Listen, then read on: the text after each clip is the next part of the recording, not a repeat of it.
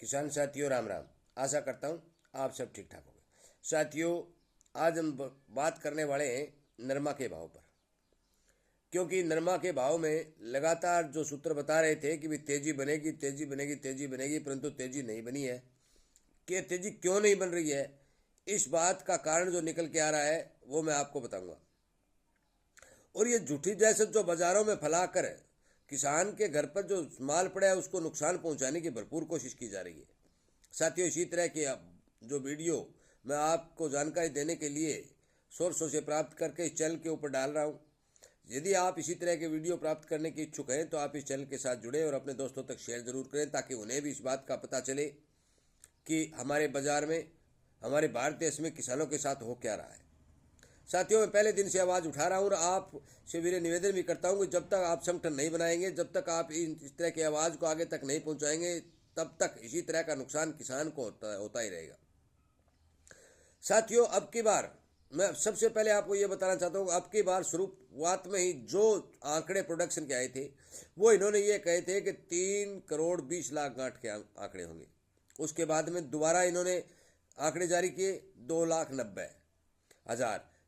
तीसरी बार आंकड़े जारी किए 2,80,000 गांठ के आंकड़े हमारे जो भारतीय संस्था है उन्होंने जारी किए कि इतना उत्पादन भारत के अंदर होगा।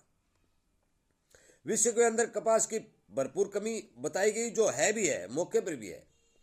आज तक जो निर्यात गांठ का हुआ है, जो कॉटन का निर्यात हुआ है, वो है 21 लाख गांठ का निर्यात जो है कि बाहर एक्सपोर्ट कॉटन का हो चुका है।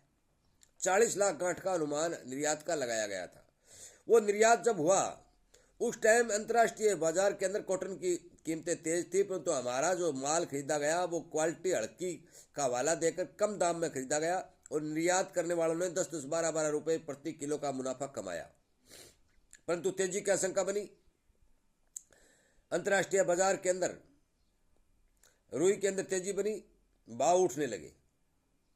जब भी भाव उठने लगे तो मैं आपको बता दूं कि अभी कल परसों ही जो आंकड़े जारी किए, वो आंकड़े इन्होंने जारी क्या किए, इतना बड़ा झूठ जो इन्होंने बोला है, जो आप सबको भी पता है भी आपके हमारे एरिया में जो हम खेती करते हैं तो नरमा का उत्पादन कितना है, वो इन्होंने 3,25,00,000 गांठ का जो है अनुमान इन्होंने जारी किया है। और इन्होंने ये कहा है कि 2,85,000 गांठ बाजार में आ चुकी है और 50 लाख गांठ किसानों के पास शेष है। साथियों, इस तरह की झूठ जो भी बाजार में आई, बिकवाड़ हावी हो गई। लेने वाला एक है, बेचने वाले 4 है।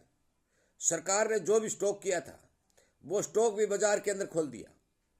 जो तेजी बनने की थोड़ी संभावना बनी, इन्होंने अपना स्टॉक भी खोल दिया और जो इनको ही देखो देख जितने भी स्टॉक किए थे उन्होंने भी अपना स्टॉक बाजार के अंदर काटना शुरू कर दिया। साथियों, ये भाव पर दबाव बनाने की भरपूर साजिश जो रची गई है, ये किसानों के लिए अत्यंत नुकसानदायक है। मैं आपको बता देना चाहता हूं कि रुई की कमी जरूर है ही है। ये कितना दिन मार निकालेंगे? महीना निकाल देंगे, 2 महीना निकाल देंगे, 1.5 महीना निकाल देंगे, परंतु किसान को तो नुकसान हो गया ना।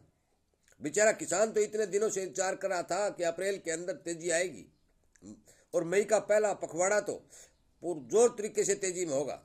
परंतु इन्होंने ये ऐसा सिस्टम बना दिया कि सबसे पहले तो ये झूठे आंकड़े जो बाजार में दिए कि माल काफ़ी है, बाफर है ये, और साथ में इन्होंने खुले तौर पर जो शेयर करनी शुरू की है उसका दबाव दोनों भावों के ऊपर दिखाई देने लगा है। साथ में अंतर्राष्ट्रीय बाजार के अंदर कुछ न कुछ मंदी जो दिखाई देने लग रही है। परंतु रुई के सौदे मैंने आपको पहले बताए भी थे। पहले दिन 60,000 के हुए, दूसरे दिन 60,120 के हुए, तीसरे दिन 60,400 के हुए और चौथे दिन 60,520 के हुए। जब रुई के सौदे तेज हो रहे हैं और हमारे यहाँ रुई 58-59,000 रुपये का ये भाव दिखा रहे हैं, तो भला ये मंदे में अपना माल क्यों निकाल रहे हैं? केवल और केवल किसान को भाव नहीं मिले, किसान बेचारा तकलीफ में रहे, किसान को नुकसान हो, इस तरह के आंकड़े, इस तरह की जानकारियां जो बाजार के अंदर फैलाकर इस तरह की भ्रमित जो जानकारी फैलाकर बाजार को दबाया जाने की कोशिश हो रही है, वे केवल और केवल किसान का नुकसान की बात है। आज ही सीलिंग मिलों वालों के 8-8, 9 रुपये प्रति किलो के हिसाब से बचत दिखाई जा रही है।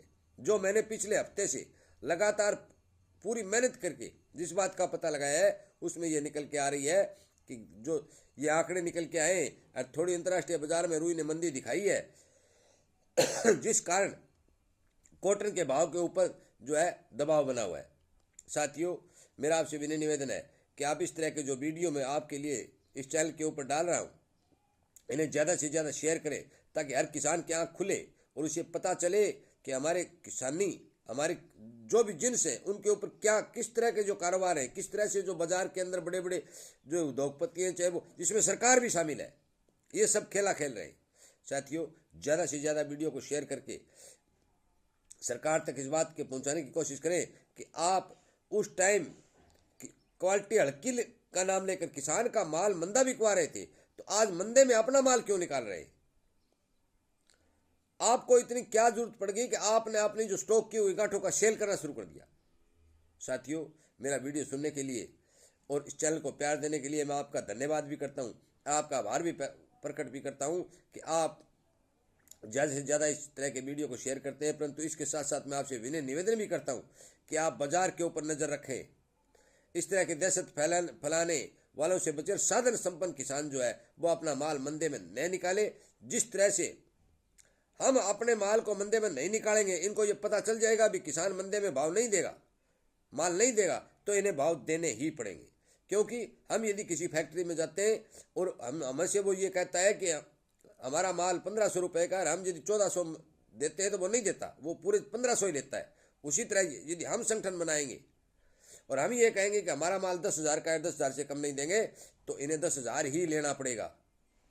कृपया करके मेरी बात पर ध्यान दें, सचेत रहे, सावधान रहे, बाजार पर नजर रखकर अपना माल बेचें।